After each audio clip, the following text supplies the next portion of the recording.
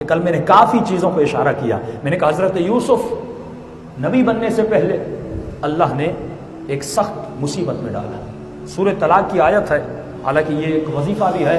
جب امام خمینی رحمۃ اللہ علیہ آیت اللہ العظمیٰ حسن علی نخودتی بہت بڑے وقت کے عارف گزرے ہیں، ان کے پاس گئے اور کہا قبلہ مجھے علم کیمیا دیجیے. علم کیمیا ایک ایسا علم ہے جس سے آپ لوہے سے سونا بنا سکتے ہیں.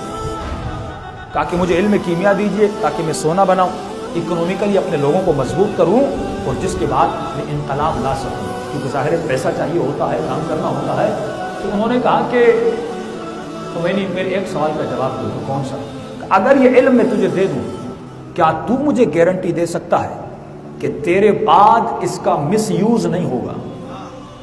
کیا نہیں ہوگا؟ مس یوز. یعنی آپ میرے پاس آتے کہتے مولانا علم کیمیا دیجیے. اچھا ایسا علم ہے کہ آپ گھر جائیں لوہے سے سونا بنا دیں اور میں آپ سے پوچھوں اس کا مس یوز تو نہیں ہوگا؟ اگر آپ نے حب زیادہ آپ کے نہیں مولانا مس یوز نہیں ہوگا، بس دیجیے میں سونا بنا. لیکن وہاں پہ خمینی تھا، اس نے کہا یہ گارنٹی میں نہیں دے سکتا کہ اس کا مس یوز نہیں ہوگا. میرے بعد اب جیسے امام خمینی نے انقلاب لایا، اب یہ گارنٹی تو امام خمینی کی نہیں ہے کہ اس کے بعد یقیناً کوئی اچھے ہی لوگ آئیں گے. اب اس کے بعد وہ بعد والے لوگ بھی گارنٹی دیں گے جو حکومت پر بیٹھے ہوئے ہیں. تو کہا میں تو گارنٹی نہیں دے سکتا کہ اس کا مس یوز نہیں ہوگا. تو انہوں نے کہا چلو خمینی میں تجھے کیمیا سے بھی بڑا علم دیتا ہوں جس پر اگر تو عمل کرے تو اللہ تجھے بہت بڑی کامیابی دے گا. اب یہ حکم انفرادی ہے، امام خمینی کے لیے تھا. اگر کوئی آج کا مومن کر سکتا ہے تو کرے، قرآن کا ایک وظیفہ ہے اگر عمل کرے. ہم نے یہ عمل کیا، واقعی اس سے بڑے فائدے ہوتے ہیں، مشکلات بند راستے سے کھل جاتے ہیں. کا ایک کام کرنا، ہر نماز کے بعد جب نماز ختم ہو آیت الکرسی پڑھ لینا. آیت الکرسی کے بعد تسبیح سیدہ فاطمہ الزہرا سلام اللہ علیہا پڑھنا.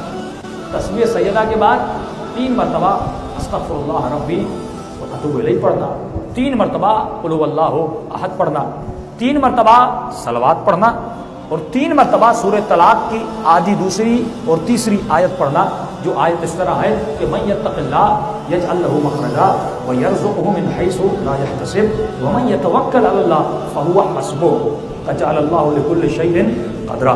کہ جو تقوی الہی اختیار کرتا ہے اور اللہ پہ توکل کرتا ہے، خدا اس کے راستہ اور مشکلات کا دروازہ وہاں سے کھولتا ہے جہاں سے اس نے تصور بھی نہ کیا.